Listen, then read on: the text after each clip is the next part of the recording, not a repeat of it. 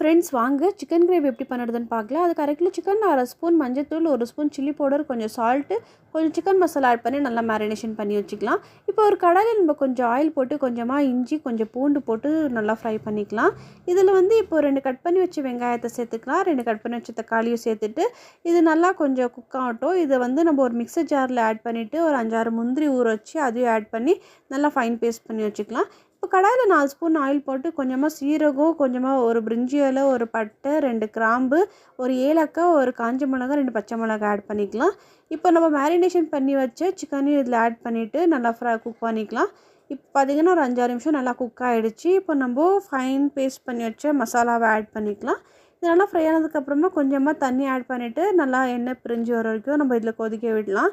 இப்போ பார்த்திங்கன்னா சூப்பரான சிக்கன் கிரேவி நம்மளுக்கு ரெடி ஆகிடுச்சு.